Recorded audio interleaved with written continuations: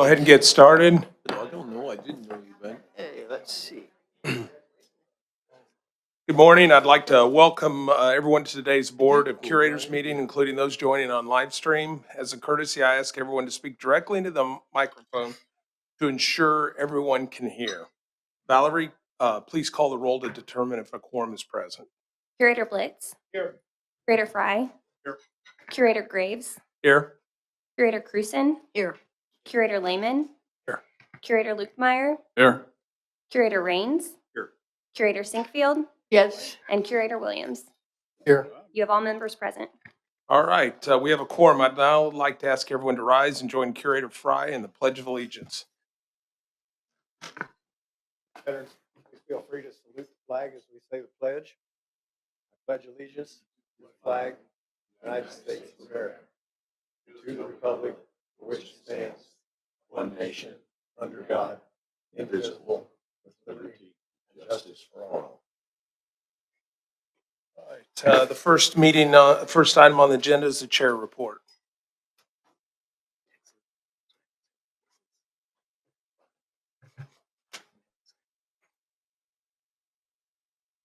Good morning. I'd like to thank Chancellor Soblik for hosting us yesterday and today at UMSL. Thank you to the presidents, chancellors, and universities for joining us in St. Louis, Missouri. To start my report, I'd like to recognize UMSL's 2025-26 Curators Distinguished Professors. This distinction is the highest honor the board awards to our faculty. It is reserved for exceptional professors with a national or international reputation for outstanding scholarship in their respective fields. Today, we welcome 3 UMSL professors into this outstanding group. Our first honoree is Dr. Stephen Morrell from the Department of Accounting. Dr. Morrell is a renowned teacher and scholar in the field of accounting. In addition, Dr. Morrell served as chair of the Department of Accounting for over 10 years. He led the department through 3 successful reaccreditation reviews and supported the development of UMSL's doctorate in business administration. Our next honoree is Dr. Michael Nichols from the Department of Chemistry and Biochemistry. Dr. Nichols is an accomplished researcher who is known for his work understanding Alzheimer's disease. He has developed an antibody for the detection of specific protein structures, offering a potential avenue for treatment. In 2024, he received the UMSL Chancellor's Award for Excellence in Research and Creativity and was named the UMSL's Faculty Innovator of the Year. Our final honoree is Dr. Lee Slocum from the Department of Criminology and Criminal Justice. Dr. Slocum is a leading criminology scholar, and her important research advances our understanding of how environments shape behavior. Her research has had a direct positive impact on St. Louis communities and public safety. This scholarship is regularly communicated to audiences outside of academia, including readers and listeners of the St. Louis Post-Dispatch and St. Louis NPR. Congratulations to all of our 2025 Curators Distinguished Professors. And if you'd come up, I'll give you a certificate. We'll take a picture.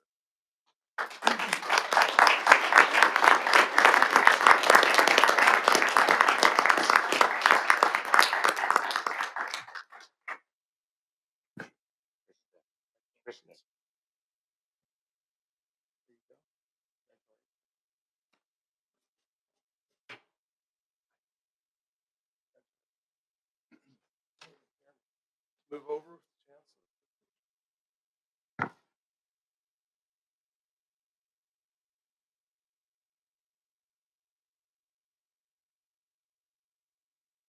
Hold on 1 second. Curator Graves, the photographer is coming. Okay, wait, another picture. We gotta get our professional.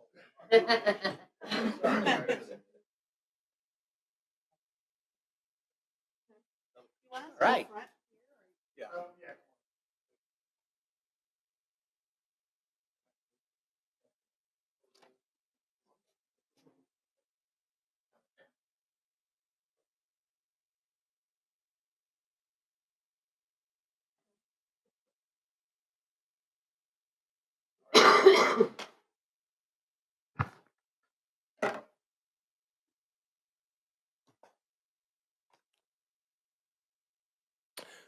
The system is positively impacting all areas of Missouri. Since we're at UMSL, I want to highlight the significant footprint we have here in the St. Louis area and the impact it makes. Last year in St. Louis City and St. Louis County alone, sent more than 18,000 undergraduate, graduate, and professional students to attend one of our 4 universities. This community is full of resources and opportunities for growth and advancement, which our alumni clearly knows. More than 106,000 of them call this area home. It is an amazing number, and these alumni hold professional degrees ranging from engineering and healthcare to teaching and law. They lead and create change in just about every industry, and I cannot emphasize enough the significant effect this has had on the region and throughout the state of Missouri. The board has had an exciting and eventful few months since we last met, and I want to mention a few important events. Yesterday, President Choi, Curator Blitz, and others attended the opening of UMSL's newly renovated Thomas Jefferson and Mercantile Libraries. This $12.1 million project revitalized both libraries to better serve our students, faculty, and staff, as well as over 1 million visitors who drop by each year. Congratulations to Chancellor Sobolik on this extraordinary renovation. In October, President Choi, Missouri House Speaker Jonathan Patterson, and I traveled to the Republic of Korea to celebrate 70 years of Missouri and Korean partnerships.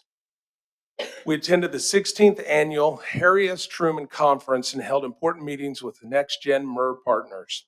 It was a monumental trip that continued to emphasize the excitement and momentum the Next Gen MER project has here and abroad. The board looks forward to many more years of collaboration with our Korean partnerships. And I want to just, on a personal note, just emphasize that the things we saw there, the warmth toward the University of Missouri. We have a lot of alumni in Korea. There was an exchange that was started with President Truman right after the Korean War that has continued to develop. Many of their top political figures have graduate degrees from the University of Missouri. And to me, one of the funniest anecdotes was we were in a steakhouse in Seoul, South Korea, and we were meeting with one of the university presidents. One of the university presidents over there is a graduate of the University of Missouri, and I didn't know what we would talk about because I'm not a university president, and I'm not, and haven't spent a lot of time in Korea. And he wanted to talk about the season the University of Missouri Tiger football team was having. That was the topic of conversation at dinner, so I thought that was interesting. But it was the advancements in nuclear technology, the partnership, the relationship we have there, and what we're building at the MER reactor. The opportunities couldn't have been more encouraging and exciting for me.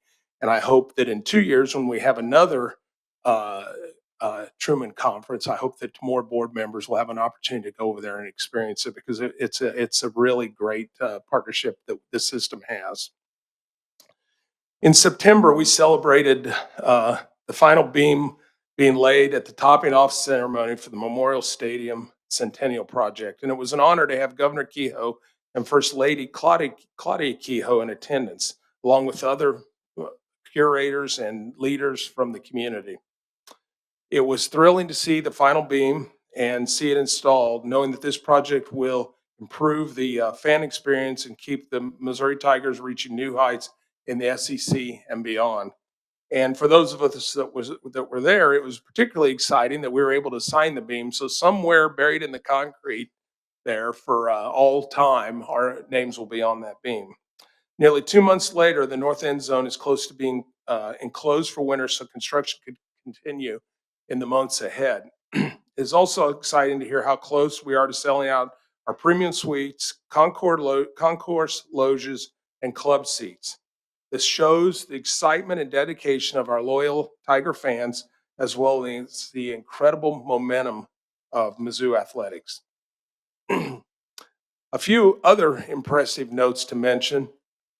Mizzou's School of Law saw a 39% increase in applications for the 2025 entering class.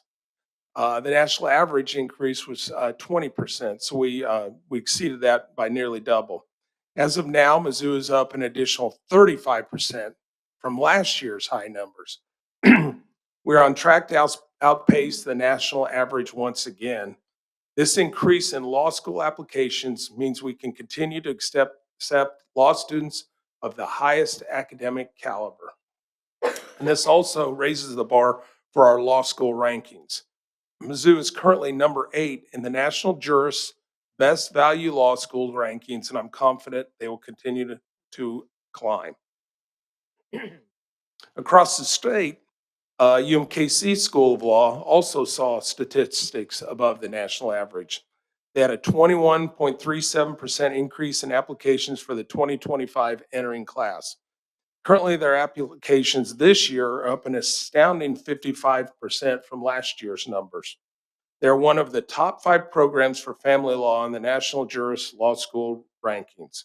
And in June, they had the best first-time bar passage rate on the July 2024 Missouri bar exam of any public school. And this led to a 96.8% enrollment rate for the, or I'm sorry, not enrollment, something that's more important, a 96.8% employment rate for the class of 2024. These exceptional numbers speak to our excellent leadership and the outstanding faculty who dedicate themselves to the students. As we mentioned during the September meeting, we have started investigating commercial development opportunities on the Mizzou properties near the Columbia campus. It is an exciting venture that looks to serve Mizzou as a year-round destination.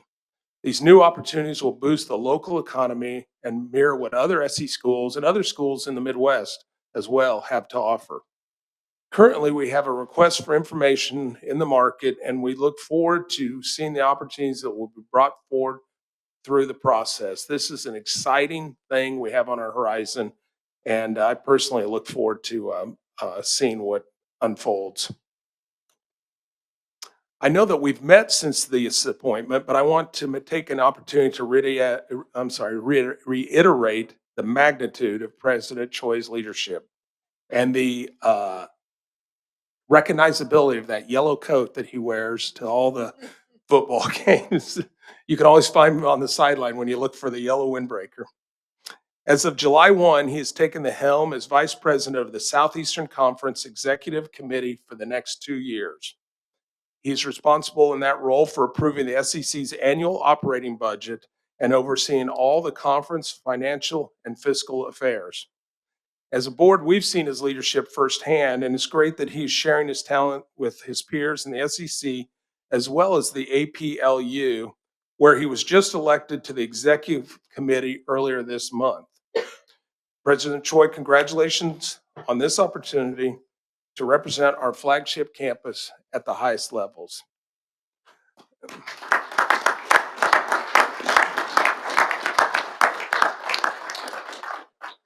Our universities, all of our universities, have accomplished amazing achievements in 2025. I love discussing them at each board meeting and reflecting on them now at the final meeting of the year. It has been a privilege for me to work with other members of this board. We have a very cohesive and aligned board right now. The board is collaborative and truly works well together for the betterment of the UM system, and many great things are on the horizon for 2026. Thank you.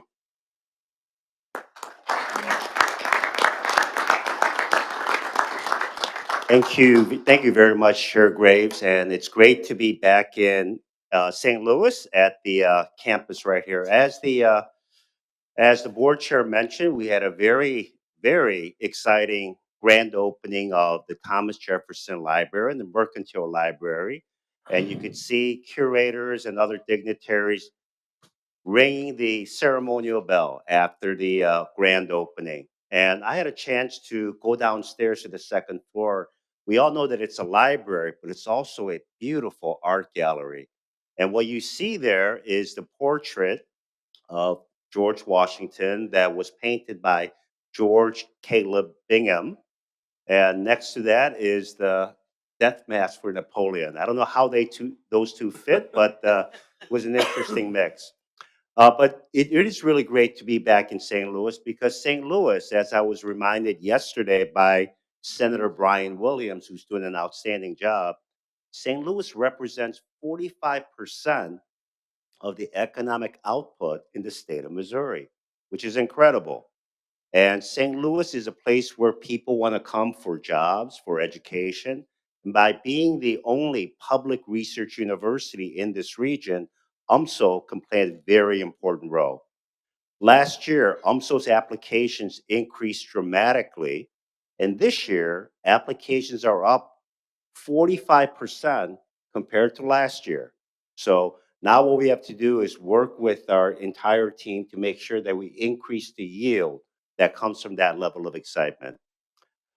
At Missouri S&T, I was able to join Chancellor Degani for another building grand opening. It seems like we have one every year, and this one is for the Welcome Center that really beautifies the entire front entrance to the university and gives the students and parents a sense of what to expect when students attend the University of Missouri, not the University of Missouri, Missouri University of Science and Technology.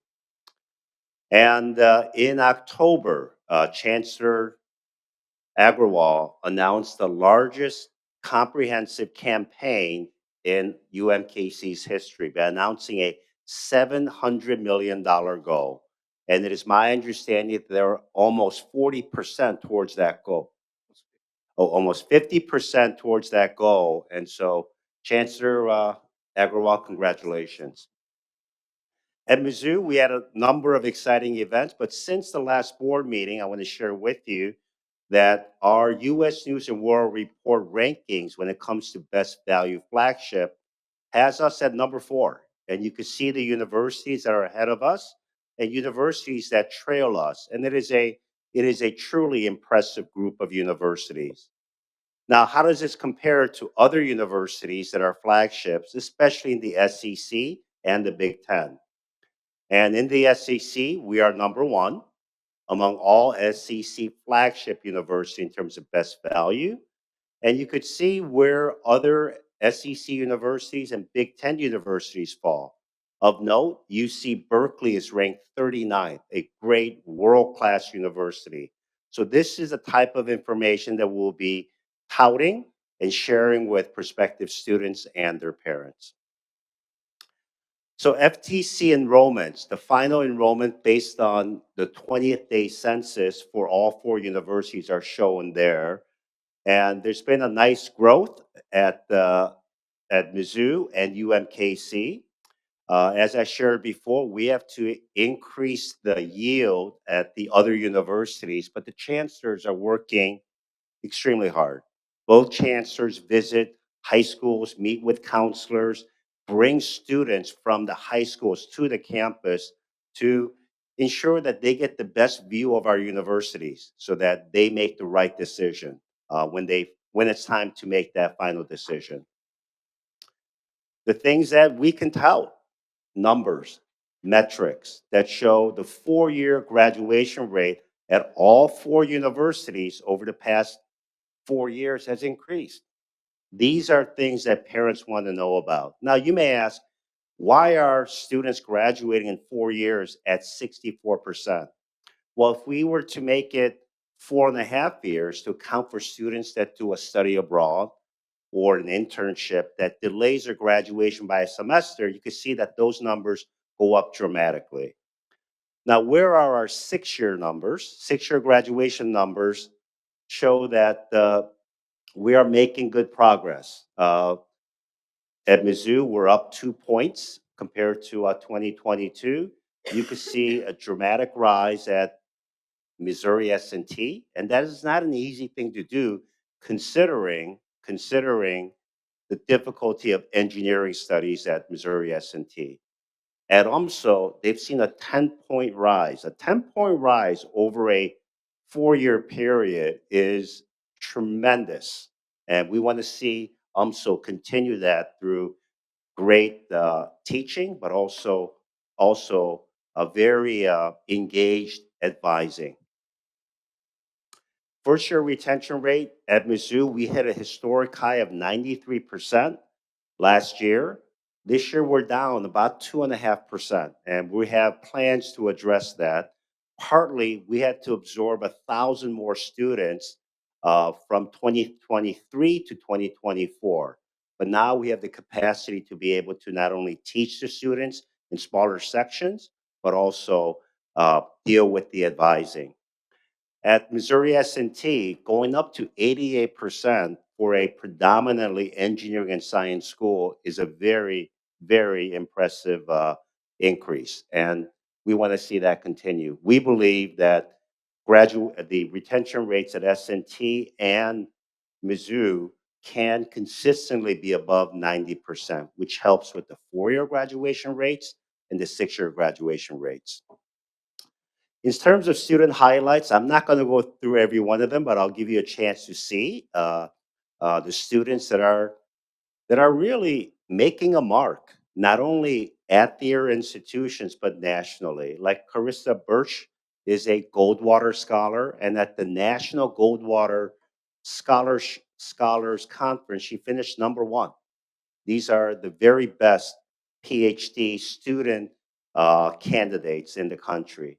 Jacob Ortega, when he was confronted with the challenge of finding critical minerals that are in short supply everywhere in the world, or there may be some countries they may not export their critical minerals, he said, I'm going to work with my professors to find if there are critical minerals like lithium and thorium at the moon.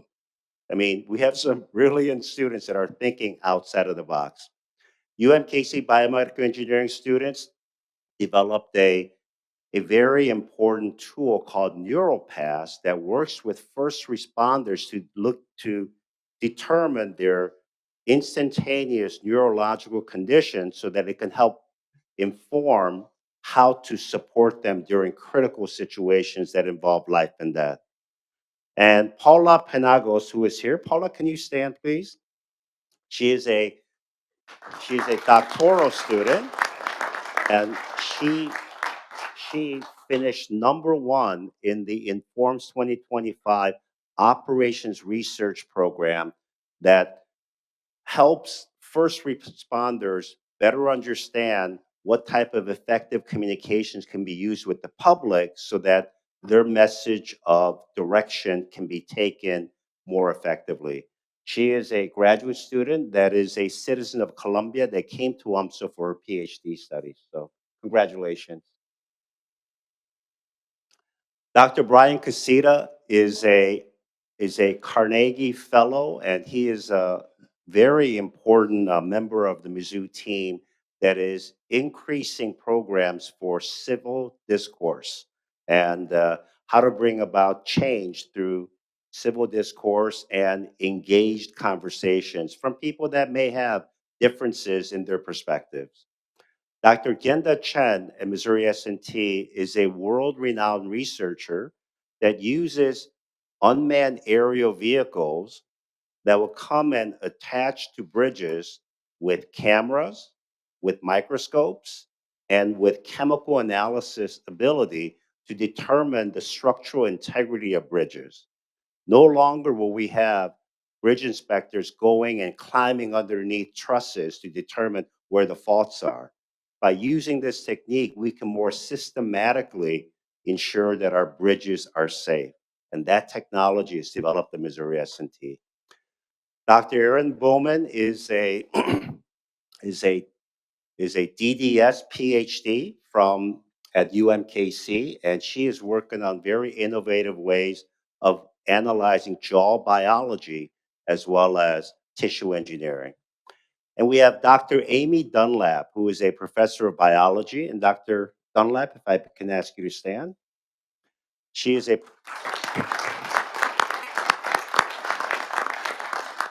She is an elected fellow of the Animal Behavior Society for her work on ecological function of cognition. And we're very proud of your achievements. Thank you. In terms of research grants, I'm going to go through these pretty quickly. We have a number of grants that are over $1 million, and Professor Kehoe Lee is developing additions to what many considers to be the most important genomics center for swine research that will help with comparative medicine to be able to grow pigs with conditions that can be used to develop new treatments for diseases like Alzheimer's, diabetes, cardiac conditions, and so forth.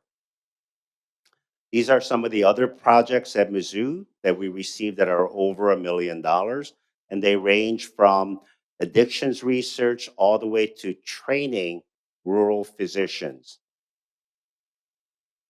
At Missouri S&T, Professor Samuel Frippong is a world expert on mining engineering, and he's developing new ways to improve safety of mines. We're going to have to mine more for critical minerals, and we need to ensure that the miners and the processors are safe during that process. At UMKC, Professor Melissa Newkirk received 2 grants from Missouri DESE, and both of them are used to educate the teachers and administrators to provide the very best education and training possible for our K through 12 students in Missouri, recognizing how important that group is for economic and workforce development in the state. And Professor April Register, who is here, and I'm going to ask them to stand as I call their name. The co-PIs are Dr. Megan Rooney Cron. Please stand. Dr. Register, please stand. Dr. Lindsay Atamana, Dr. Jonathan Lidgus, Dr. Andrew Klittermus. Do I have everybody?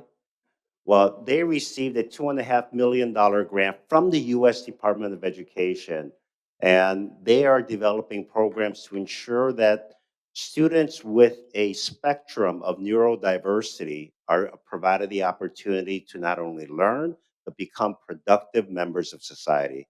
So, faculty members, congratulations on this very important work.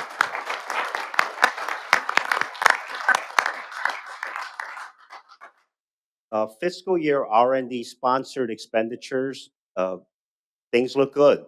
But as I'll share later, we are experiencing, like many other universities, a smaller number of research grants that have been awarded because of some of the slowdowns at NIH, NSF, and so forth.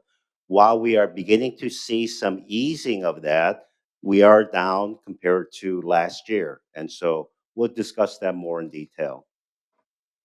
In terms of philanthropy, you could see for all 4 universities the total goals that we have, and you can see how we are performing fiscal year to date.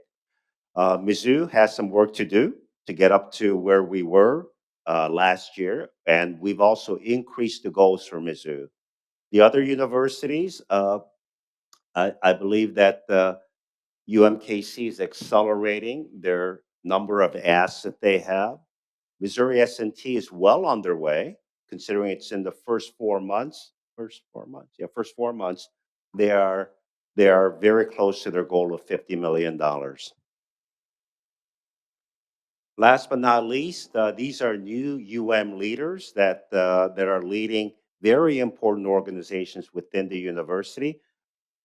We don't have anyone new from UMSL, but I'll end my presentation with this slide and ask if there are any questions or comments.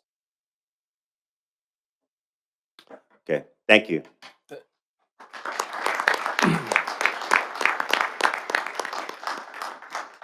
Thank you, President Choi. Next up, we have Chancellor Sobolik's report.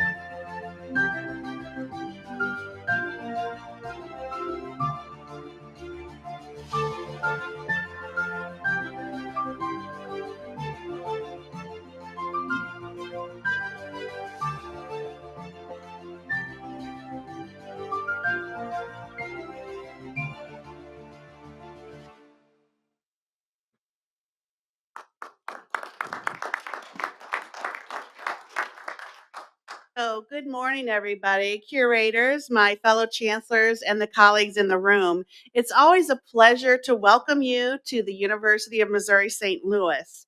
I'm always honored to provide this update and share the remarkable progress taking place at UMSL as we near the close of the fall semester. Yes, the close of the fall semester and our calendar year. Now, on your table, you will see our new UMSL magazine that just came out. And you also have a pin on there. That's our Fierce Louie Athletics mark.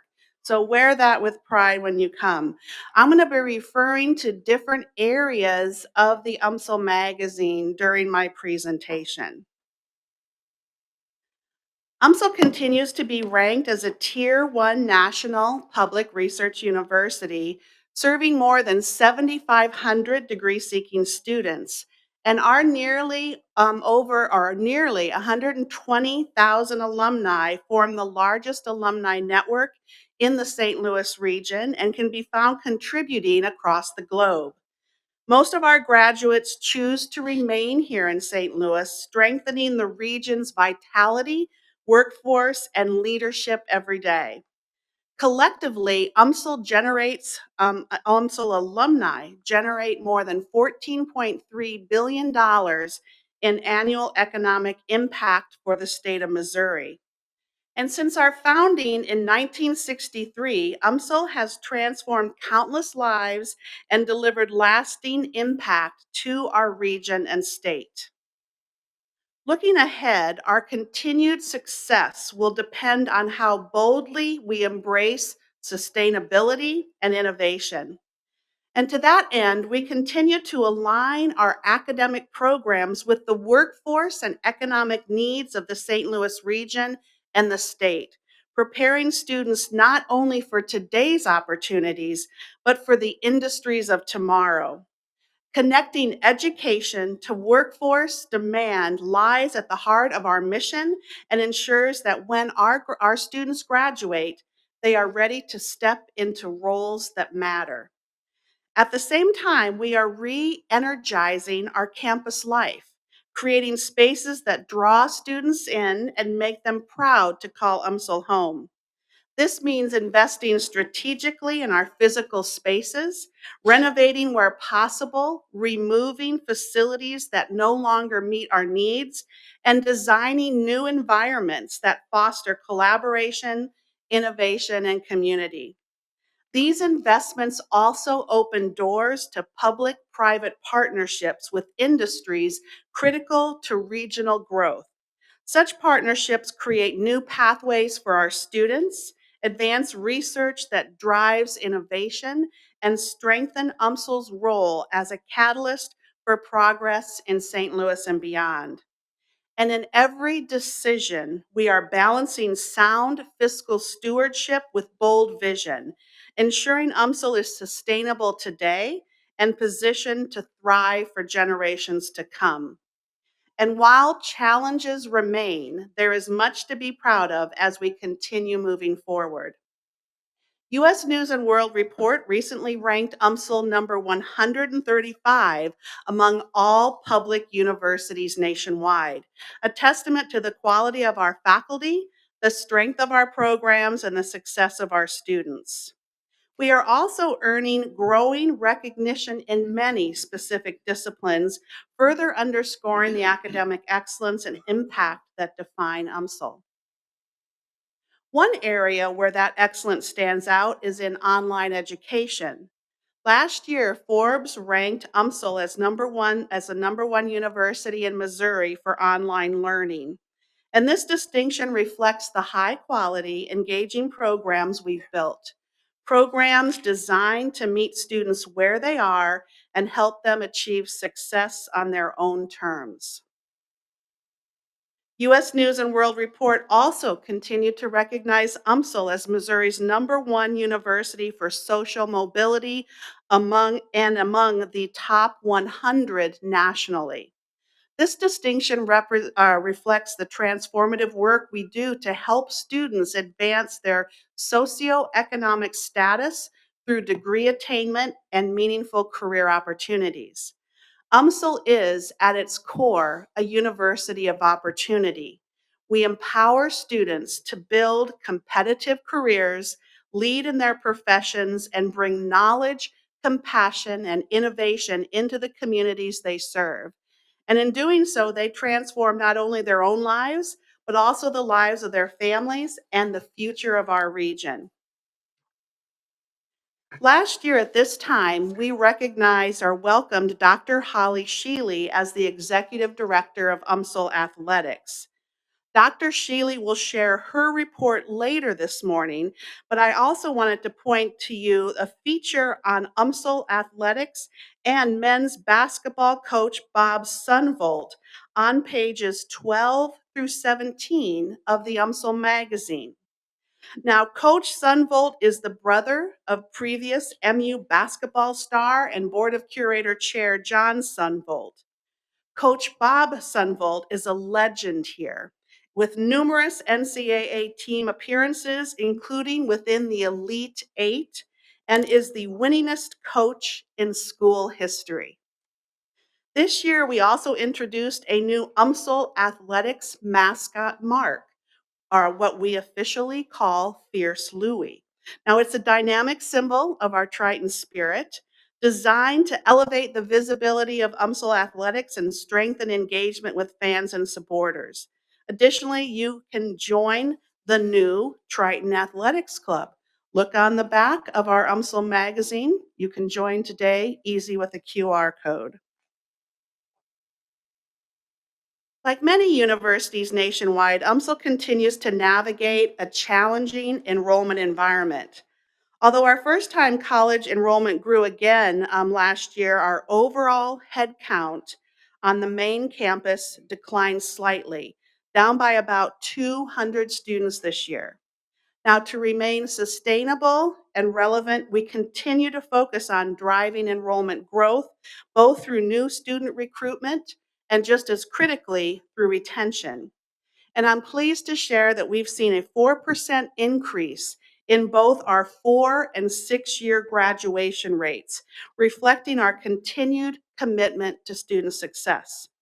And looking ahead to fall 2026, our undergraduate acceptances are trending upward, and graduate admissions, while we only track admits at this stage, are also showing strong growth.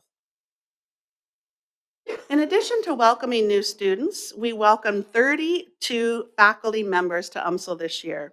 They represent a diverse range of disciplines aligned with our strategic academic research and workforce priorities, bringing new expertise, energy, and innovation to our university community. Excellent faculty are key to advancing our enrollment and retention goals, along with a strong focus on providing new educational pathways for working adults and non-traditional students. Through our recently launched Advanced Workforce Center, we are expanding access to high-quality education while driving enrollment growth. By offering flexible options such as certificates, micro-credentials, and industry-aligned programs, we are strengthening economic mobility and meeting the evolving needs of employers. The Advanced Workforce Center is highlighted in the UMSL magazine, starting on page 28. For example, our partnership with Scale AI provides scholarships for students pursuing our GIS programs, and UMSL provides prior learning credit for Scale employees pursuing their GIS certificates.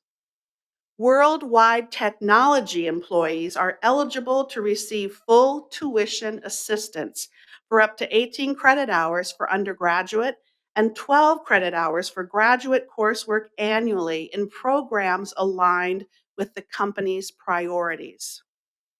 The St. Louis Metropolitan Police Department will cover 100% of tuition for part-time learners after reimbursement and UMSL tuition discount. The St. Louis Police Foundation also provides each student a $500 annual stipend for learning materials, helping commissioned officers pursue degrees and certificate programs that support career advancement. You can already see the early impact of this work reflected in our Advanced Workforce Center enrollment growth since its launch.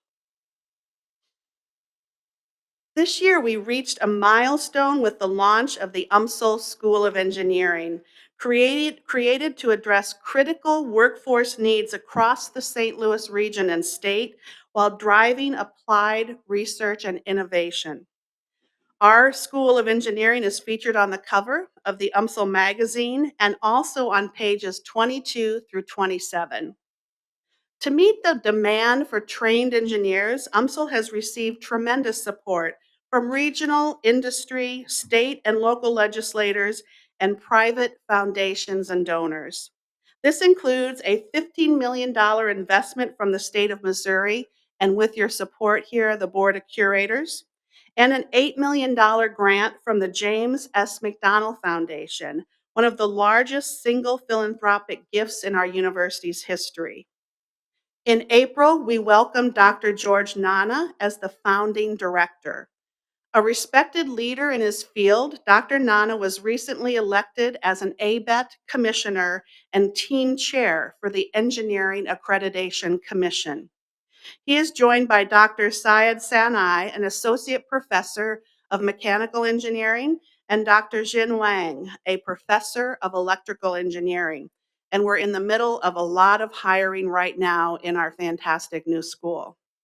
This fall, we welcomed our inaugural enrolling cohort of more than 60 UMSL engineering students and continue to build advanced laboratories and research spaces within the UMSL Science Complex, facilities that will support both student success and future enrollment growth. And I expect at this time next year at the Board of Curators meeting, we will have our opening or at least a tour of our new School of Engineering labs. Is that right, Provost Burbridge? Thumbs up. We continue to see remarkable momentum in research and sponsored activity across the university.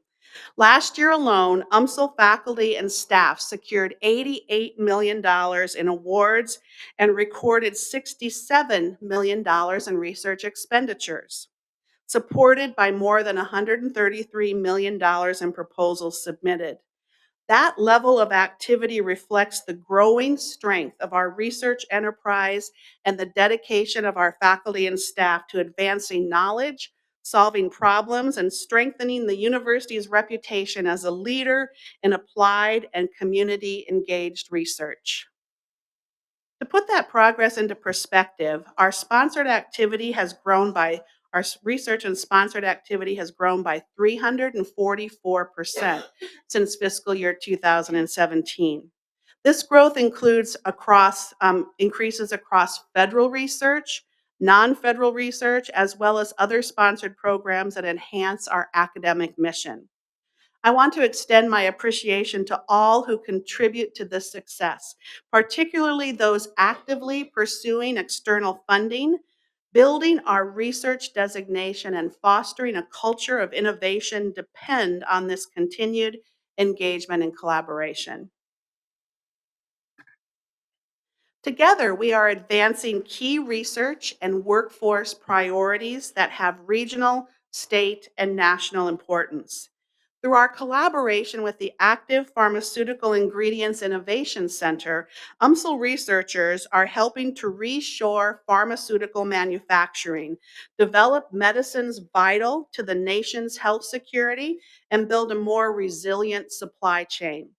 We have secured millions of dollars in state and federal funding to support this work and have already completed new research and development labs in the UMSL Science Complex, with additional expansion planned in the coming year. One of our API employees in our new labs on campus includes UMSL alumnus Suraj Kafel, who's featured on page 8 in the UMSL magazine. Another emerging area of strength is geospatial science and technology, where UMSL is taking the lead in building the region's geospatial talent pipeline. Last year, our Geospatial Collaborative opened the Geospatial Advanced Technology and Virtual Reality Labs in the Science Complex, supported through the MOExcel's Workforce Initiative from the state. This past summer, we again hosted students from more than 20 high schools at our geospatial camp, inspiring the next generation of innovators and strengthening St. Louis's national leadership in this sector. That camp is discussed on page 5 of the UMSL magazine. And expanding this work is crucial as the National Geospatial Intelligence Agency just opened its new $2.1 billion headquarters in North St. Louis. UMSL just received a $5 million federal grant supported through Senator Schmidt's office to convene and help build out that crucial geospatial workforce. Alongside our research growth, UMSL achieved its highest ever level of private giving last fiscal year, exceeding $46 million in total philanthropic support. This includes $22 million for scholarships and student success initiatives, $20 million in programmatic support, and $5 million dedicated to capital projects. These gifts represent both confidence in UMSL's direction and deep belief in the power of education to transform lives. These gifts represent a 135% growth in philanthropic giving since fiscal year 20. In addition, we have seen steady increase in our endowment, which grew 52% since fiscal year 20 and now stands at more than $140 million. Looking ahead, we are laying the groundwork for a comprehensive fundraising campaign that will drive investment in our top and ensure the university continues to thrive for generations to come. In August, UMSL celebrated the formal naming of the new Ed G. Smith College of Business. The photo is featured on just the second page of the UMSL magazine. Ed Smith is a proud two-time UMSL alumnus, an accomplished marketing executive, and an entrepreneur whose unprecedented support marks a transformative moment for our university. This naming represents far more than a generous gift. It signals a new era of opportunity for our business students and faculty. It strengthens our ability to deliver an exceptional educational experience that will benefit generations to come. We are deeply grateful to Ed for his vision, generosity, and belief in the lasting impact of an UMSL education. In September, we proudly honored Barbara Comm and her family with the E. Desmond and Mary Ann Lee Medal for Philanthropy. Barbara and her late husband Bernard have been longtime champions of UMSL, and she recently established the Comm Scholars Program, which supports high-achieving, low-income students in earning their degrees with minimal or no debt. The first cohort of Comm Scholars began this fall, and the program will support 40 to 45 students each year, ensuring that talented students have the opportunity to thrive regardless of financial circumstances. I'll close with a brief update of our Transform UMSL initiative, where we are reimagining our physical campus. As you can see in this ARPA program schedule, we are nearing the finish line of our multi-year transformation plan. For the past 3 years, I have shown this same chart, and it's been exciting to watch that red dotted line steadily move forward as each project, represented by the green triangles, reaches completion. I'd like to highlight several of these achievements here. This fall, we've already opened several newly renovated and reimagined spaces across campus. The Wallace H. Smith Gallery of Art opened inside the Mercantile Library, and I hope you all had a chance to view those beautiful galleries yesterday. The newly renamed Creative Arts Building now features state-of-the-art practice rooms, a media studio, and a beautiful new recital hall named after our internationally renowned Ariana String Quartet that are in residence here at the university. Last week, we officially opened the UMSL Innovation Center, which brings together the Entrepreneurship and Innovation Center and the Supply Chain Analytics Center for Excellence, creating a vibrant hub for collaboration, applied learning, and industry partnerships. And just yesterday, just last night, less than 24 hours ago, we celebrated the reopening of our university libraries, featuring new gallery space, expanded computer labs, and flexible study areas for both individual and group learning. Looking ahead to the spring of 2026 semester, we remain on track to open the Richter Family Welcome and Alumni Center, complete renovations of the J.C.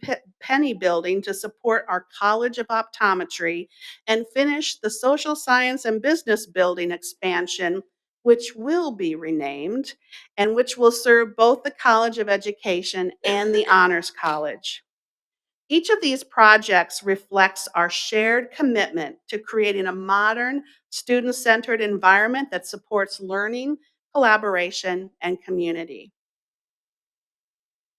So looking ahead, our focus is clear: to build a sustainable, innovative, and educationally relevant university that not only serves today's students, but also strengthens our community and region for generations to come.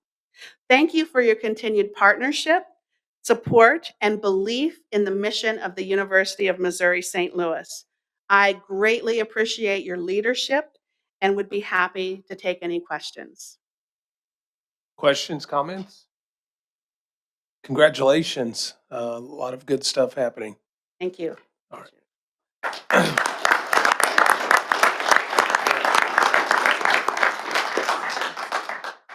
Now we're going to move to the consent agenda. Are there any questions or discussion on the consent agenda items? There are no questions. May I have a motion and second to approve the consent agenda as presented? So moved. Second.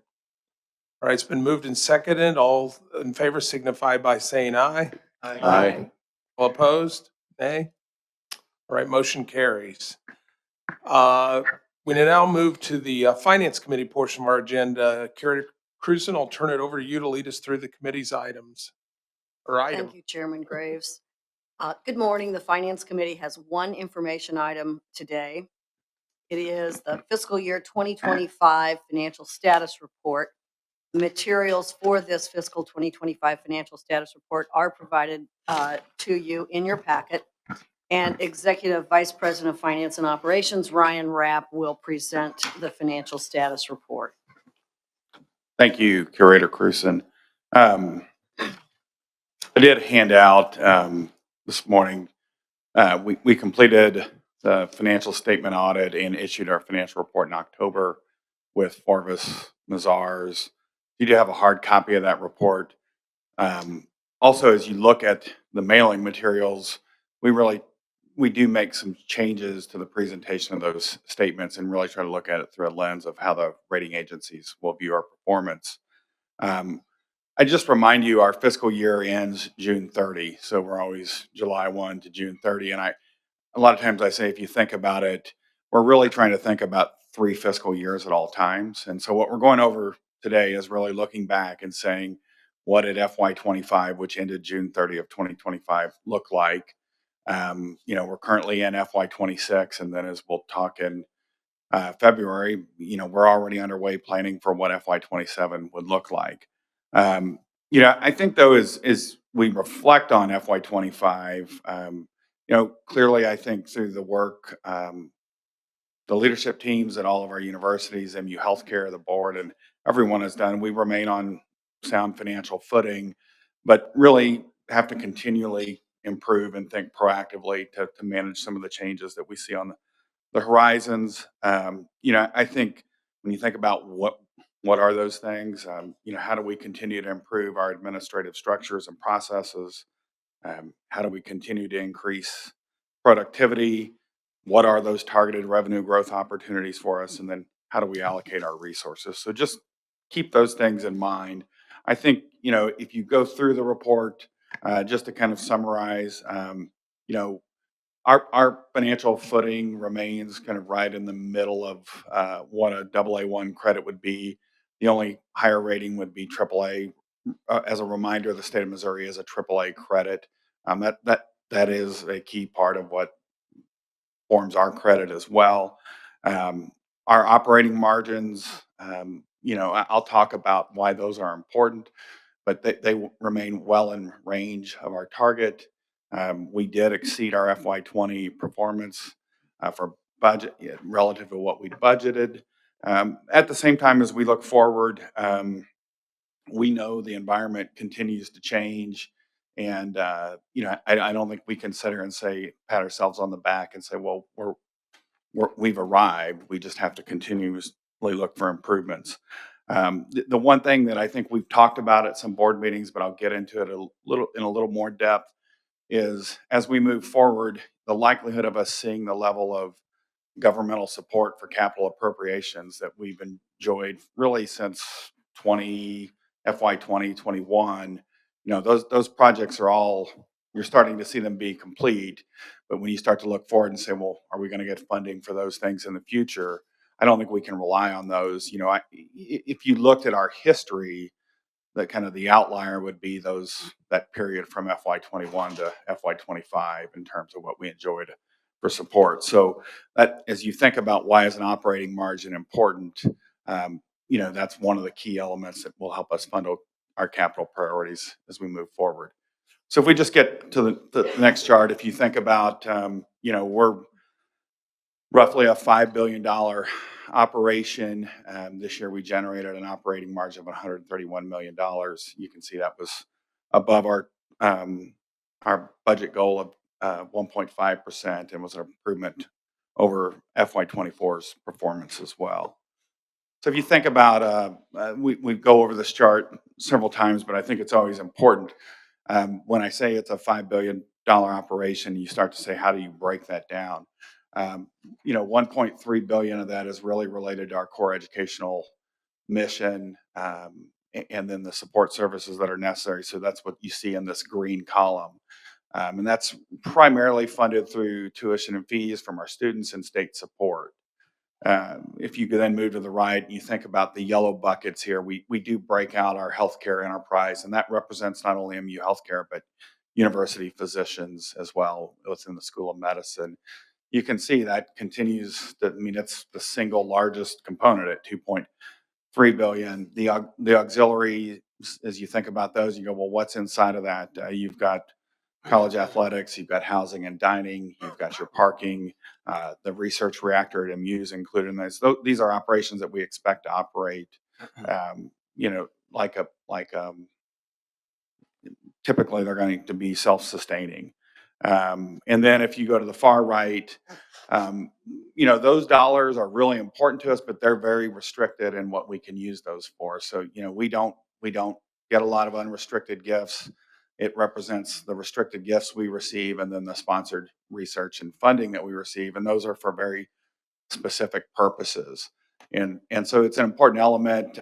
It's definitely supplements what we do, but it's not easy for us to take that funding and say, well, it can fund things that we're doing over in the yellow and green bucket. If you think about then, so what's driving performance for us? This is breaking it down in terms of percentages, and you think back to that operating margin that we were just looking at. The other thing we look at in that one of the columns there where it says operating cash flow margin, that's something that we know. We'll have the rating agencies out this fall. They closely evaluate that. The floor for us is 10%. 12.5% is probably right where we want to be. If we started to creep above 15%, I think we'd probably say, okay, what are we doing? Are we charging too much in tuition, or do we have too much in state support or something like that? So, we're right in that range of where we want to be. You can kind of see who's generating that as you think about it in terms of colors of money. But you know, plenty healthy in terms of where we need to be. As we think about, okay, what's the top line revenue growth that's driving that? I think you can see we've been pretty consistent in our revenue growth. Now, if you start to say, okay, well, what's really driving that? I think you can look at a chart like this and you see patient service revenue is a big component of that, and continues to be. And then also more recently, some of the auxiliary revenue that we're seeing. So if you think of organizations like MER at MU, that's a primary driver. Then, I think one of the things I wanted to highlight was, you can see, contrast that with our revenue growth. We had operating expense revenue growth that was outpacing revenue growth over a number of years. Not at an alarming rate, but I do think the actions that the presidents and chancellors and healthcare took as we entered the kind of last half of this fiscal year to say, okay, what are some things we need to do to slow down cost and manage cost growth? You see that reflected on this chart. I mean, what I'm pleased to see is we actually did bend our cost curve. That being said, I think one of the areas of focus that you'll probably hear us talk about in February when we bring forward our financial plans is benefit costs continue to kind of outpace our revenue growth. We're not unique in that space. I don't think our industry is unique. That's primarily being driven by medical plan cost, and to some extent retirement costs. But the primary driver on that cost growth has been our medical plan, and we'll continue to look for ways to manage that. If you think about on this chart, I guess this is a chart probably for accountants like myself. So this is we call it net position. If you're not familiar with that, you can think of it kind of like equity that you would see on a balance sheet.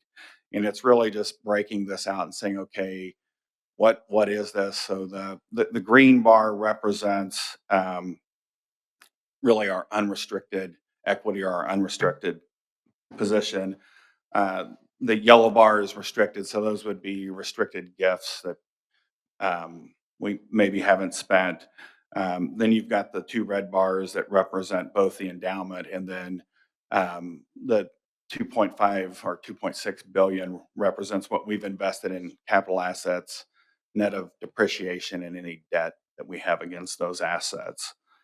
We continue to see growth in that. I would say while it's growing, it's growing roughly at the size of the organization. So, you can look at this chart and say, well, it's grown a lot. Well, our operating budget's grown a lot. So, it continues to kind of grow with the overall size of the organization. If you look at this, we tend to look at how have our capital assets grown relative to our debt.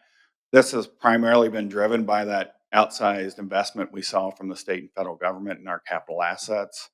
I think that we would not expect this trend to continue. So, I'm not going to stand up here and tell you that we're planning to issue a bunch of additional debt, but we would see that level of capital asset growth level off, and then you're going to start to see some of that being depreciated over time. As we think about our other big balance sheet items, the pension, and this is the net liability as of June 30, 2025. It's at about $1 billion, or if you want to think about it in funding terms, at our current discount rate of 7%, it would be 83% funded. And so we've continued to see that improve. I think some of the things that we try to think about is, over time as we work towards improving that, what are things we can continue to do to de-risk the pension plan? So we currently are in the middle of offering a voluntary conversion for active employees to move from our defined benefit plan to a DC plan. I think as we get through with that, I think then we'll probably move to thinking about, okay, as the plan becomes better funded, do we look to reduce risk in our asset allocation? And those will be discussions that we'll be having with the board over the next, I think we'll discuss it in February, but it really will be over the next year that we would have those types of discussions. Um, just one reminder, as you think about the size of the pension plan relative to our budget, the university contributes about 160 million on an annual basis. The pension plan pays out about 330 million annually in payments to beneficiaries. So I'm not up here to sound an alarm and say that the pensions. I think our pension remains relative to many others in good shape, and I think we're going to continue to work to ensure that happens, but also try to de-risk over time. As some of our financial metrics as we think about our balance sheet, this is really looking at the spendable cash we have relative to the size of our debt portfolio, and then the spendable cash we have relative to the size of our operating budget. Um, we're on target. We're roughly where we want to be. I think as you look at this chart, you sit here and go, I think it will remain important that, it's an important part of our overall wealth, and it's something that we manage centrally at the or consolidated level. This, I'll give a brief history of this. So this is CFI. It's the Consolidated Financial Index, Composite Financial Index. KPMG created this. I want to say it was in the late 90s, early 2000s. There's nothing magical about it. What they were trying to work on is what is a way that you can inform boards, accreditors, presidents, chancellors with just kind of one number that folks can understand. It takes two balance sheet metrics and two income statement metrics. It's not as useful as it used to be with some of the changes in accounting rules related to pensions, but it's still like the Higher Learning Commission still uses it. If you're thinking about where do you want to be, anything above a 3 they consider stable. If you drop below a 1, that actually triggers action from the Higher Learning Commission to put you on, I don't know if probation is the right word, but you will hear from the Higher Learning Commission if you have an institution that drops below a 1. So I would say if you're between 0 and 1, that's not good. If you're between 1 and 3, you're kind of on watch.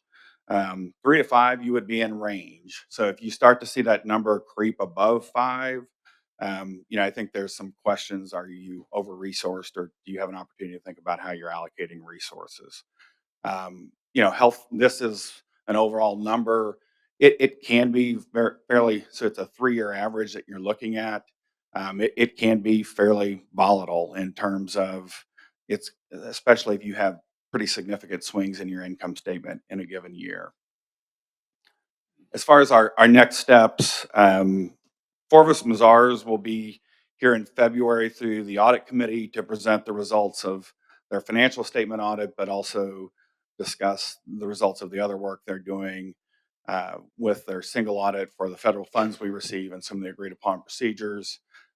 We'll be presenting our dining rates, but also our long range financial plan. In addition to that, we'll talk with the board about, we are currently on a on-premise PeopleSoft Oracle for finance, HR, and our student systems. They're approaching the end of their life. That's going to represent a significant investment for the university to move to the cloud, and we'll talk more about that in February. Then in April, as we get through our financial plans, what we will bring forward to the board is, here are our large operating budget assumptions. Also, just bring forward an update on some of the continuous improvement initiatives we did. So when you think about, well, how did we bring that operating expense cost down? I think that was not just through our continuous improvement initiatives, but some pretty acute actions that we took as we went into the last half of FY25 that we're looking to carry into this year. But with that, I'm happy to answer any questions the members of the committee or board have.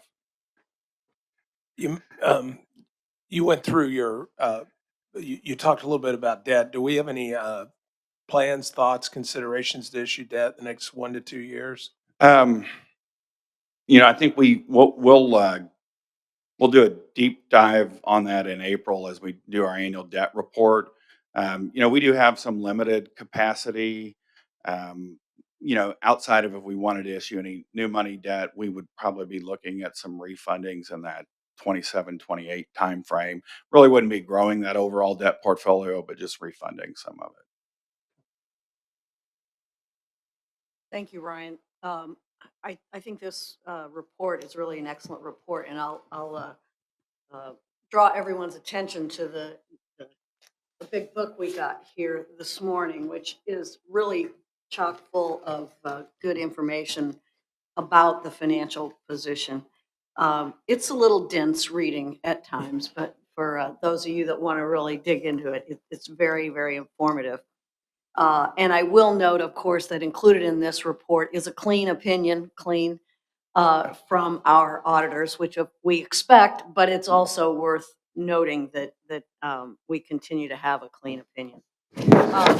Ryan, just a question or two, sort of a comment here as well.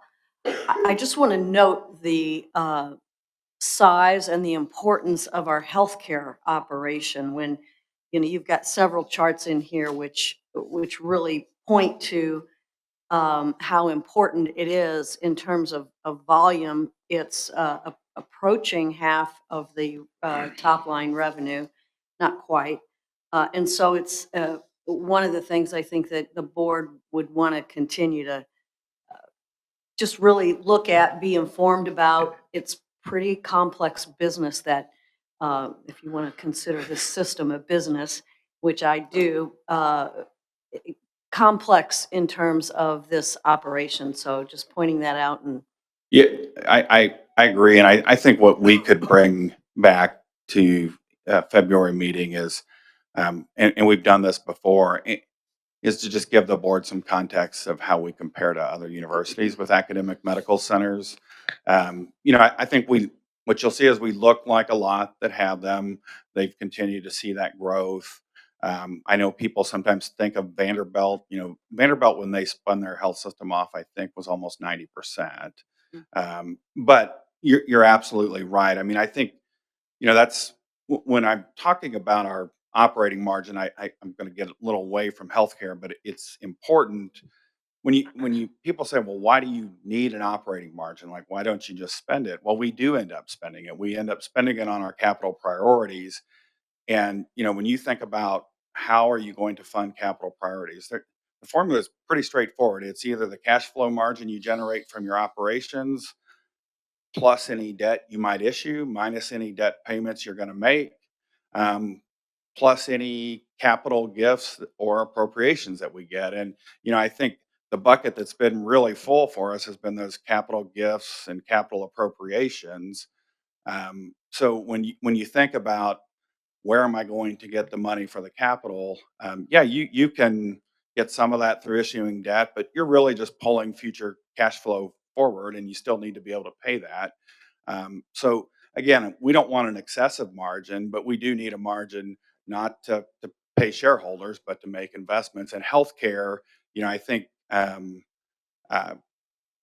you've kind of heard the rating agency's perspective on it, and I always say and it's not unique to us. They view healthcare as either a positive or a negative for a university. It's never viewed as neutral. So it's either they're really additive to what you're doing, or boy, they're struggling and it's a drag. But they rarely view it as neutral. And I think it continues. I think across higher education credits, there continues to be a lot of questions being raised about the size of healthcare relative to the university. I take a place like the University of Washington, who was a AAA credit. They were downgraded more recently this year, and it was in large part because of the size and performance of their healthcare organization. well, and of course, we are the healthcare provider, particularly for mid-Missouri. And that's, Absolutely. as we try to provide quality rural health care, we are really important in that. The only other comment I would have here is I think it is worth noting that our pension liability went down a little bit. In other words, we're a little bit more funded this year than we were last year. And of course, that's 160 million that the university puts in, but uh, our investment results are also driving that. And that's pretty important in terms of our options moving forward. Yeah, you're absolutely right, and I think as a reminder, that liability is going to continue. I'm not talking about the net liability, but the overall liability, even with a closed plan, will continue to grow. We're estimating right now to like 2036 before it starts to work its way downward. And I think that's, right. The pension, even in a closed plan, has a long tail to it. And I think the board has always been diligent in making sure the pensions well managed, well funded, but also taking appropriate actions. Because I think, the goal for us has always been to say, how do we meet the obligations of the pension plan, but also try to get away from that volatility risk. I know from the chair I sit in, that's the challenge. I want certainty around what is it I need to think about as a percentage of payroll that we need to be putting away uh, towards retirement cost, and that's pretty easy in a DC plan. You know what that number is. When you're in a pension plan, you're going. I'd love to say it's just the investments, and we'll be going through that this next year. We're up for our next, I'll call it a quinquennium study. It's every 5 years we review our actuarial assumptions. And, I think what you'll see is the investment performance has exceeded expectations. When you look at some of the others assumptions like inflation, remember that was done in early 2020. Inflation has probably been higher than what we were estimating. The other would be, mortality is a big part of that. And folks in our plan have lived longer than expected. And that's not a bad thing. That's It's good. yeah, but it does impact the cost of the pension plan. Yes. Thank you. Are there any other questions from the committee? So if there are no further questions, Chairman Graves, this concludes the business of the Finance Committee. All right, thank you, Curator Cruzen. Curator Singfield, I turn it over to you for the Academic Student Affairs Research and Economic Development Committee meeting. Okay, thank you. Today, the committee will receive an intercollegiate athletics update from UMSL and review 4 proposals for new degree programs.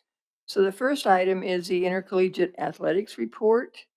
And we will, Dr. Holly Shalley, the Executive Director of Athletics, will provide a brief presentation and be available to answer any questions. So you may begin. Thank you. Well, I am excited to see some of you with your Fierce Louis on and some of you in our colors. I'll take this opportunity to, as I do this presentation, to invite you to come to one of our athletic events. For sure, Mizzou is doing great, but I can also assure you UMSL is also doing very well athletically. Sort of a recap from last year. This is just to show you we are NCAA Division II. We compete in the Great Lakes Valley Conference along with Missouri S&T. Those are the sports that we sponsor, and we had 270 student athletes last year. As you look at this slide, a couple things I want to point out. Last year, our women's soccer had a historical first conference championship, which was very exciting for the institution. This year, they won the regular season and began NCAA play on Friday. They won the regular season 11-1-2, so very exciting for them. Of the 270 student athletes that we have, 103 are new student athletes, 68 are first-time freshmen, so the remainder of those would account for the transfers. 31 are international student athletes, 14 countries are represented in 31 states. Chancellor Soblik, the one thing that has impressed me, I've been here a little over a year, is the quality of our education here at UMSL and the faculty. And some of that was highlighted earlier. It's very impressive. Impressive to me also is the great job our student athletes are doing in the classroom. I don't think there's a lot of schools that can shout that their department had a 3.44 GPA last year. Over the last 10 years, it has averaged above a 3.2 in our department. At the top here, you're going to see the academic success rate, which is a rate used in Division II. That rate is how many graduates in 6 years have graduated. It includes walk-ons, those with athletic scholarships, and transfers who stay and graduate. The federal graduation rate does not include those, so that's what the difference would be. You can see in Division II, the overall academic success rate is 77%. For us, it's 85%. And then the federal graduation rate, again, this is a 6-year rate, so it's looking at the 18-19 cohort. Federal graduation rate is 64 for the university and 71 for our student athletes. So a lot to be really proud of in our athletic department. These are some of our numbers from last year. Again, I could go on about our academics, but we're not just about the academics and the student part, we're about the athletic part. We had 6 teams go to the NCAA last year. We had 7 All-Americans, 3 Freshmen of the Year, a Coach of the Year, 2 GLVC Players of the Year, a Sweet 16 finish, 32 all GLVC honorees. And you can see the academics, as I've already mentioned. So a really successful last year. And when I come back for 25, 26, I already know we're on a really great start this year. Talking about a great start, last year volleyball had its 5th straight NCAA appearance. They are currently ranked number 1 in the region and have been for the last several weeks. I suspect we will be, we're heading into our conference tournament and good probability that we're hosting the NCAA regional championship. Ryan Young has done an amazing job with that team. They are 23-4, currently undefeated in our conference. Women's swimming earned their highest finish last year with 20th at the national championship. Justice Beard, who's on the front row to your left. This young lady finished 2nd in the 1650 freestyle, 4th in the 1000 freestyle, 5th in the 500 freestyle. Wow, that's amazing, as most women or men would not choose to do all 3. Those are longer races. But she said, I'm up for it. She is an All-American as a sophomore. She'll be a junior this year. And in the picture is our 200-yard free relay, which she also participated in, and they came in a 14th. Chancellor mentioned our men's basketball, Coach Sunfold earlier. They had a Sweet 16 NCAA appearance. That is more meaningful to me when you realize that the House settlement and the transfer portal, what it has done to many of our Division II institutions, especially in basketball. He lost his entire team last year to the transfer portal. We did again this year, and I bet we're going to be better this year than we were last year. Just a testament to the type of coach he is and recruiter. But as was mentioned, he's the winningest coach in UMSL's history. They started the season last year 0-5 and then ended with a Sweet 16 appearance. Pretty impressive. Our women's golf had their 15th straight NCAA appearance. I said yesterday, it's almost an expectation that you're going to say that when you say their name. They had the accolades of Player of the Year, Freshman of the Year, and All-American. Troy Halterman also coaches men's golf, which is impressive in itself because he spends many weekends gone from his family to do both. Men's golf had their 12th straight NCAA appearance. He also had Coach of the Year and Freshman of the Year. But as much as we focus on the athletic experience and the student experience, because those are very important, obviously, to what we do here at UMSL, but it's also important the other elements that we do with our student athletes. And that is, we believe that athletics is a privilege, not a right, and we want to be able to, first and foremost, give back to our community. So we have been involved in different things from adoption center with the dogs, Haven House, which is a house here in St. Louis that when you come to a hospital, you need somewhere to stay. They have gone over and made meals. Our student athletes, we've done a couple food drives, participated on-campus community outreach like Campus Trunk or Treat. And then we have lots of programming going on, as you can see on the left-hand side. And it's really impressive what our student athletes do, both in the classroom, on the fields, courts, and pools, and otherwise. Other than continue to say to you, I'd love to have you at a game, do you have any questions for me? Okay. Oh, thank you for that report. Are there any questions from the committee or any member of the board? I don't have any questions. I'd just say congratulations. That's exciting to see the success that you all are having. It creates energy and enthusiasm for the students and for your Absolutely. faculty and for the donors, and so that's great stuff. Thank you. I'd second that. Really impressive record and impressive personnel you have. Thank you. Please share our appreciation with the coaches and the student athletes. Thank you. Thank you. Thank you.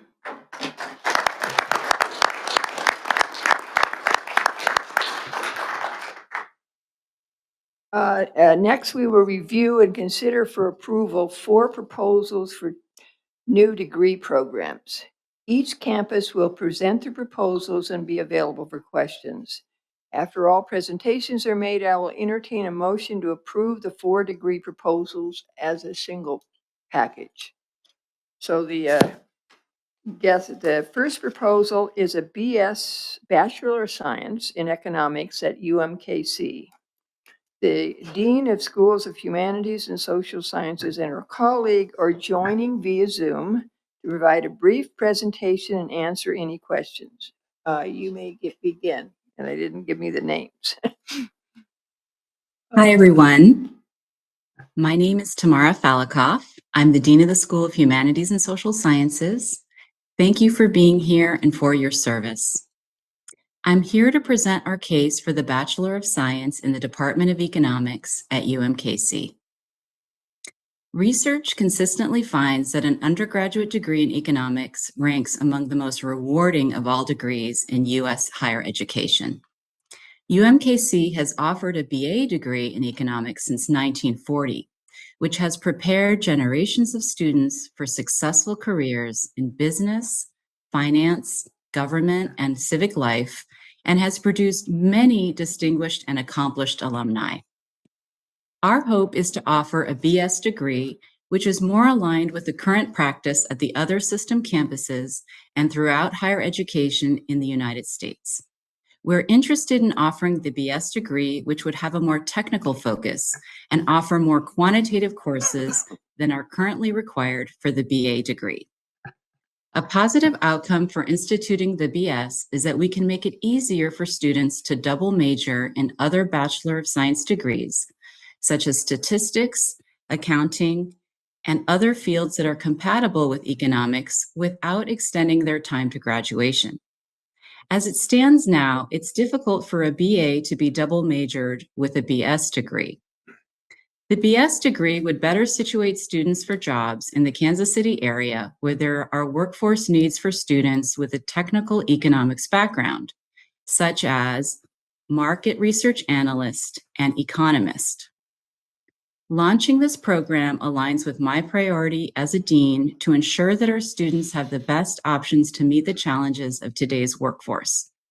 This designated STEM degree will also support the data science and data analytics initiatives at UMKC by providing a social science degree incorporating rigorous applied data analytics. No additional faculty or other resources are required for this new degree program. Please let me know if you have questions. Thank you. Thank you. Are there any questions from the committee or any member of the board? Not a lot of economists here. Thank you very much. Okay, next we have 2 new degree program proposals from S&T for a Bachelor of Science and a Master of Science in Data Science. Due to the similarities between the 2 proposals, these 2 programs will be presented together. The Dean of the Arts and Sciences and Education and his colleagues will be joining via Zoom to provide a brief presentation and answer any questions. You may begin. Good morning. I'm Mersad Borujerdi, Dean of the College of Arts, Sciences, and Education at Missouri S&T. I'm here on behalf of my college and College of Engineering at S&T. Missouri S&T seeks approval for new bachelor's and master's degree in data science to address the state's significant workforce shortfall. The Missouri Economic Research and Information Center projects more than 37% growth in data science-related occupations over the next decade, with rising demand across technology, healthcare, agriculture, finance, engineering, and manufacturing. To meet this need, S&T has developed 2 interdisciplinary programs grounded in our STEM mission and shaped by employer expectation.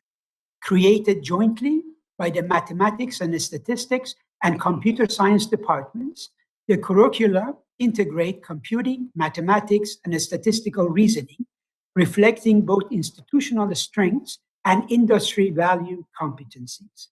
The proposed BS provides a strong interdisciplinary foundation and clear workforce aligned pathways into Missouri's data driven industries, creating a direct pipeline of new talent. The MS builds on this foundation with advanced coursework and specializations in computational or statistical learning, serving both full time students and working professionals seeking high level training. Both programs are financially sustainable from launch, relying on existing faculty expertise and coursework. Together, they establish a complete talent pipeline that supports enrollment growth, workforce upskilling, and Missouri S&T's role as a leader in applied STEM education and a key contributor to Missouri's economic competitiveness. Thank you.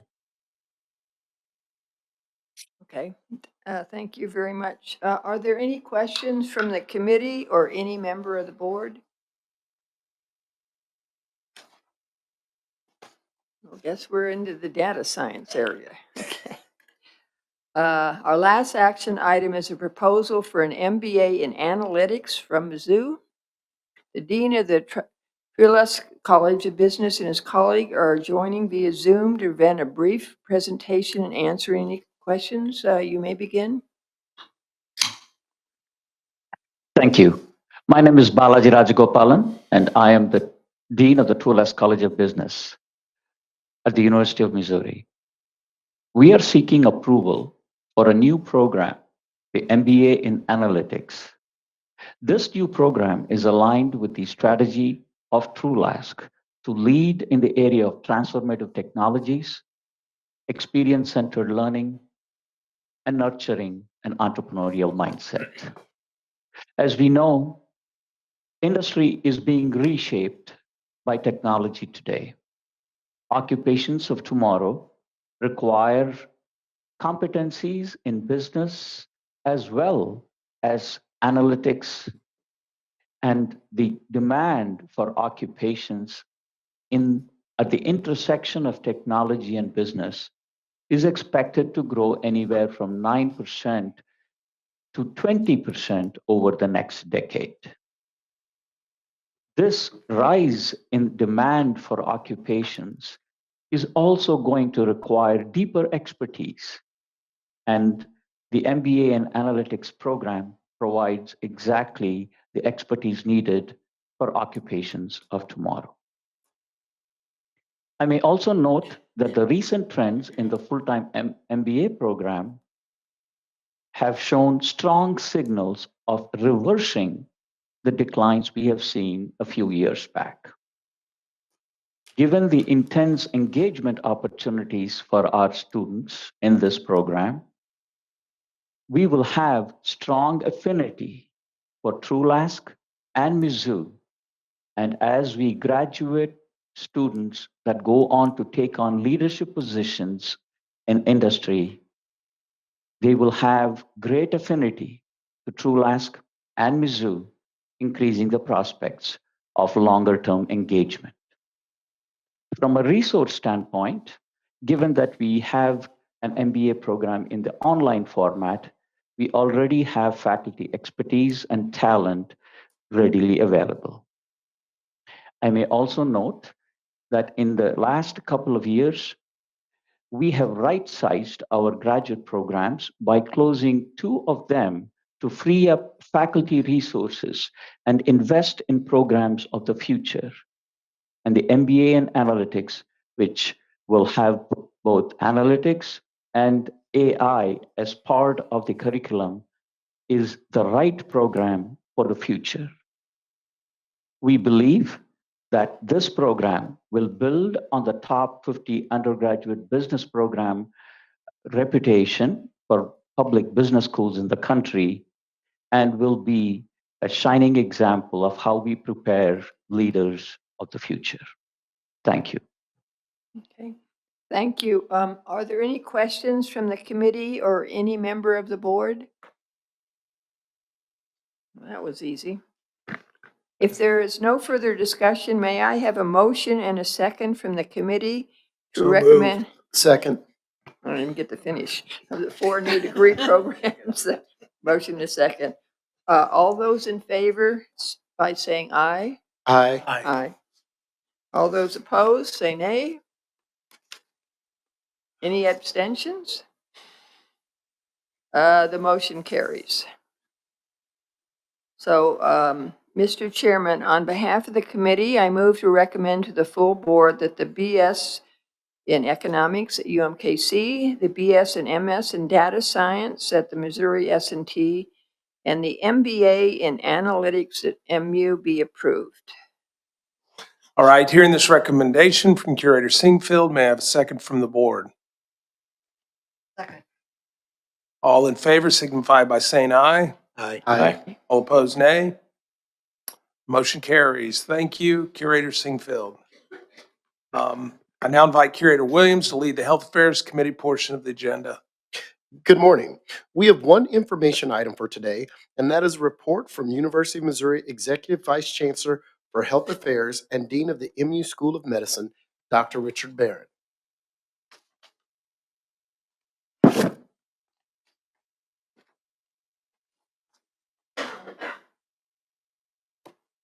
Thank you. And good morning, Chair Graves and Chair Williams and members of the board.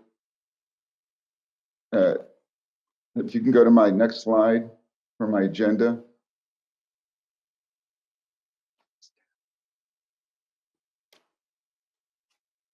The slide is up on our end, Doc.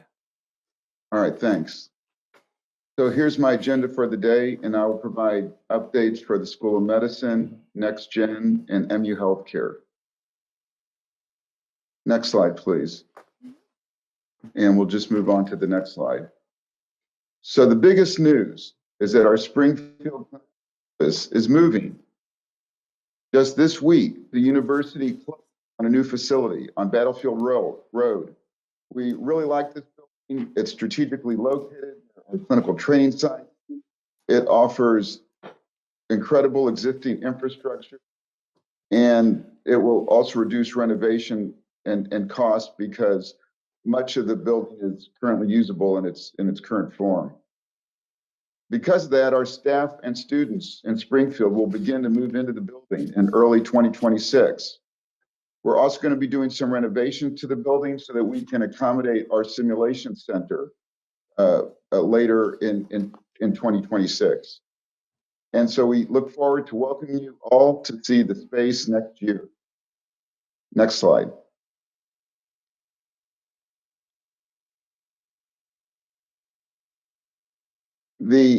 I would like to provide an update for you on our efforts to address physician well-being. So Dr. we have a Barron? recent, Dr. yes. Barron, can you get closer to the microphone because you're coming in and out in your audio?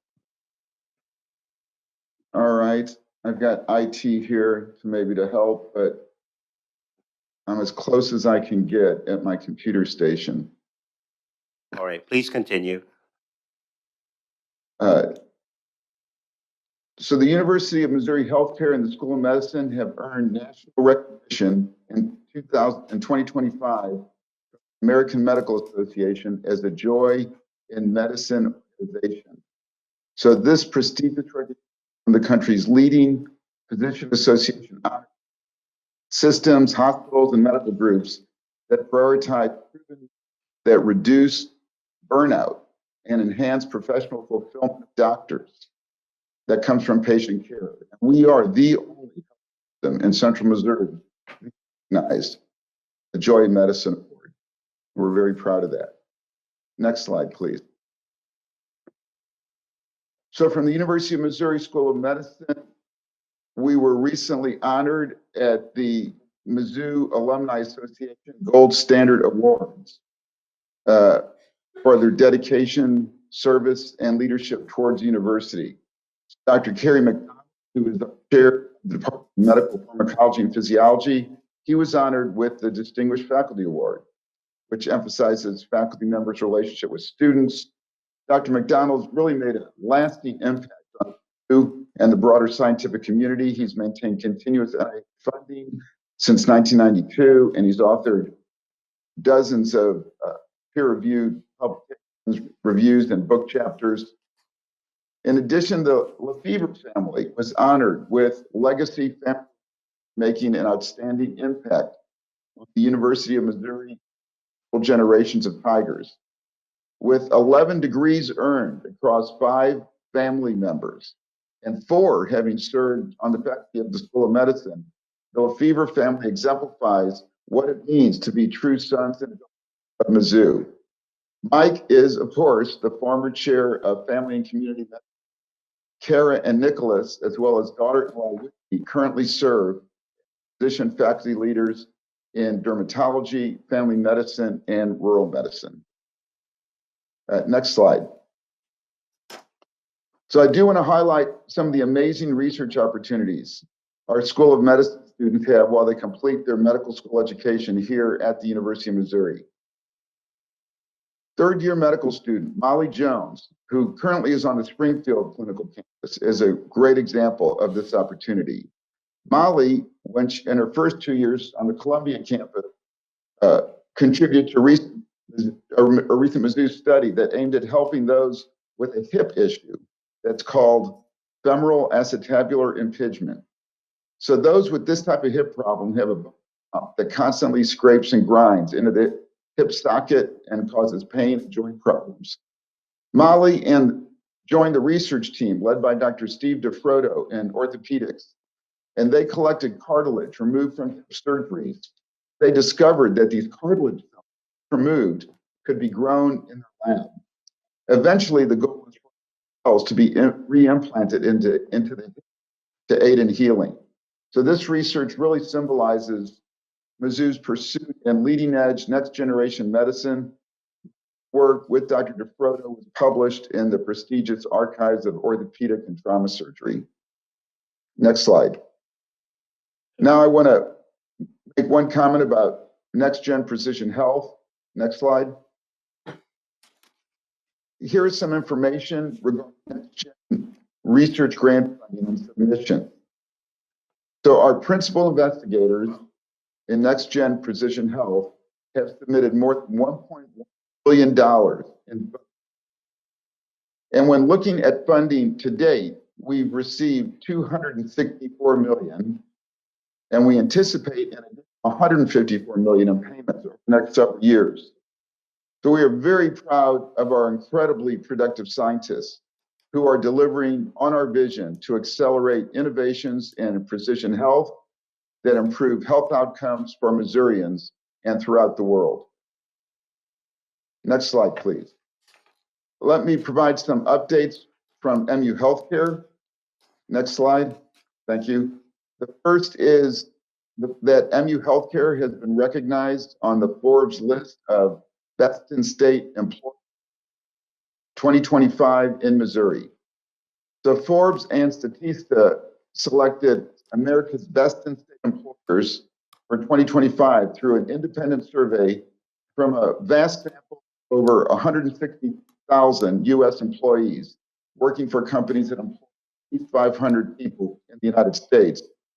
MU Healthcare's inclusion on this list really reflects efforts to provide a positive work culture, invest in employee development, and prioritize work-life balances. And this is the 7th year in a row that MU Healthcare has been included in the Forbes list of top employers by state. Next slide, please. MU Healthcare is very proud to be part of the 4th-year sponsorship of Read Across Columbia through the United Way, which provides free books for all first and second grade students at the 5 Columbia public elementary schools with the lowest reading proficiency and highest free and reduced lunch rates. So this year, MU Healthcare employees packed more than 600 bags full of books and other surprises for the students. And that's 2,400 books in all. On October 8th, Tanya Johnson, MU Healthcare Chief Operating Officer, visited the Alpha Hart Lewis Elementary School, where TJ and her delivered the bags, and Tanya read one of the students. So I want to thank everyone who participated in this worthwhile initiative to spark curiosity and confidence and open doors for young minds. Now I'll go to my last slide, and that is MU Healthcare Finances year to date. So for the first quarter of our fiscal year 2026, MU Healthcare reported a loss of $6.3 million compared to budget of $3 million.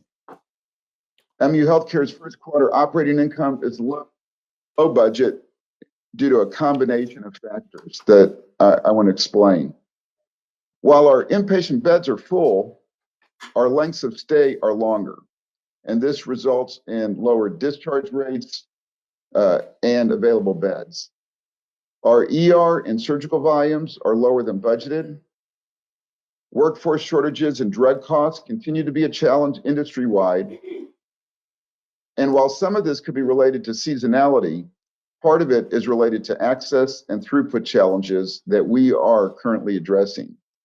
We've also seen a shift in payer mix with a decrease in patients with commercial insurance reimbursed at a higher rate, and an increase and subsequently there's been an increase in patients with governmental plans, Medicare and Medicaid, that reimburse at a lower rate. MU Healthcare continues to take a balanced approach to tactics that will improve our financial performance that include growth, access, throughput, optimization, revenue management, expense management, and reducing capital and discretionary. So we've developed immediate and long-term financial improvement plans. The immediate areas of focus include the following: access and throughput, labor management and reducing agency staffing, quality, particularly as it relates to readmissions and lengths of stay, coding and documentation, supply expense, and limit discretionary spending. Chair Graves and Chair Williams, that concludes my report. I'd be happy to answer any questions. Thank you. Are there any questions for Dr. Barron? Hearing none, that concludes the healthcare report. Right, thank you, Curator Williams. At this time, I'd like to open the floor for any additional items that anyone would like to bring up for the good and welfare of the board. Okay, hearing none, our next item is the 2025 board year comments and the election of the board officers for 2026. As this concludes the past year, I just want to reflect on some just really incredible developments. We've had a great board year. All of our universities have trended up in so many ways. Our research certainly is trending well. Our position in the AAU at the Columbia campus is continues to improve in every way, I think. We've had wonderful building projects, S&T, Protoplex a few years ago. We're looking toward the Bioplex now. All the Welcome Center and buildings around the Welcome Center, the Welcome District. It's been a great time to be part of all that. UMKC, the health sciences facilities that Chancellor Agarwal's been so instrumental in putting together. The new medical school in St. Joe. It's just been a great time to be on the board and to be part of all that. And certainly here at UMSL, all the, we looked at the strategic plan. Chancellor Sobolik and I talked about this last night. My question 2 or 3 years ago is, how are you going to pay for all this? She's found a way, improving the facilities here, moving programs from the south to the north, and many, many great things to come. Certainly the research reactor, we've made great progress. We continue to build toward that. That's an incredibly important and substantial investment by this board and by MU and by the system in a not only something that is financially very good for us, but on a research and a reputation basis, it's world-class, and we will continue to be world-class in that area. And it's something, again, as I mentioned earlier, having seen what they're doing at a sister reactor that's very similar to the one we're designing in Korea, the opportunities for research and advancement are just really impressive for us in that area. And certainly athletic programs, we just heard of all the great progress here at UMSL. We all know of the Division One process or SEC process we're making. Our chancellor and president is leading the SEC. All those things are gratifying to us as a board. So as I conclude this, I just want us to put a pin in that and realize that we've got a long way to go, but we've been very fortunate to be on the board, and not just fortunate because I think the board is a reason for a lot of this stuff, but we've been very fortunate to be on the board at a time of progress and optimism and opportunity at the University of Missouri. So having said that, may I have a nomination and second for the chair of the board for 2026. I would like to nominate Todd Graves to renew as chairman of the board. Thank you. Second. All right, we have a motion and a second. Any other, or I'm sorry, a nomination and a second. Are there any other nominations? I'd like to nominate Bob Well, Blitz. for chair. Oh, chair, okay. Seeing none, Okay. Valerie, would you please call the roll? Curator Blitz, Curator Fry, Yes. Curator Graves, Yes.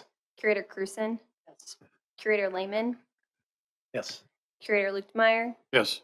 Curator Rains, Yes. Curator Sinkfield, Yes. Curator Williams. An enthusiastic yes. Got all votes in favor. You're just enthusiastic because you don't have to do it.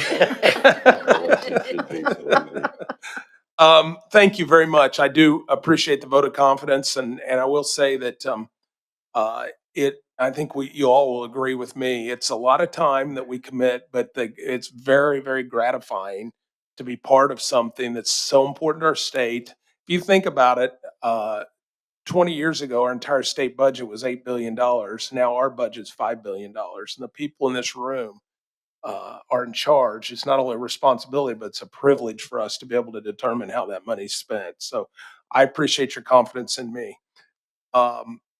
So with that carrying, the next elections for vice chair of the board. May I have a nomination second for vice chair of the board? Jeannie, you want? Okay. For Bob Blitz, he's done a great job on the board and brings a lot to the thing and is very knowledgeable, giving all these other meetings I have with you. All right, Bob Blitz has been nominated. Is there a second? Second. All right. Ida Cruzen seconds the nomination. Thank you. Valerie, will you please call the roll? Oh, you have to ask if anyone else wants to recognize. You are right about that. Does anybody else have a nomination? All right, seeing none, Valerie, would you please call the roll? Curator Blitz, Yes, I'll take it. Curator Fry, Curator Graves, Yes. Yes. Curator Cruzen, Yes. Curator Lehman, Yes. Curator Lukemeyer, Yes. Curator Rains, Yes. Curator Sinkfield, Yes. Curator Williams. An enthusiastic yes. He's got all votes in favor. All right, thank you. Congratulations to Bob. Bob brings a lot to the board. When I was growing up, there was a wrestler on TV, Bulldog Bob Brown. I don't know if you remember him. Yes. I think of you as Bulldog Bob Blitz because when you decide that we're going in a direction, by golly, that's the way we're going, and we appreciate that. And you certainly bring a lot to the board. Do you have anything you'd like to say? I guess this is coming up to my third year on this board, and before I attended this board, I never knew the scope of the University of Missouri system. It is really broad, and that's why I understand that $5 billion is our operating budget. As fascinated as I was in the beginning and continue to be just overwhelmed with the progress of all four universities in this system. It truly amazing things that we're doing here in every aspect, but specifically in advancing for the welfare of everybody in this state, whether it's health, whether it's education, whether it's enjoyment at athletic events. I mean, this is truly an amazing system. And I would also say that the people on this board are really amazing people too. We all understand each other. We listen to each other. Uh, we collaborate. We come to good decisions. And I'm honored and thank you for having me as a vice chair. Thank you, Bob. Please note that the newly elected vice chair and chair will officially assume roles on January 1st, and we look forward to the opportunity. We've now reached our last action item for today. May I have a motion, a second to move into executive session? Moved. Second. All right, I have a motion and second. Valerie, please call the roll. Curator Blitz, Yes. Curator Fry, Yes. Curator Graves, Yes. Curator Cruzen, Yes. Curator Lehman, Yes. Curator Lukemeyer, Yes. Curator Rains, Yes. Curator Sinkfield, Yes. Curator Williams. Yes. You've got all votes in favor. All right, thank you. The board will now move into executive session. Prior to the executive session, we'll have a press conference in room 315.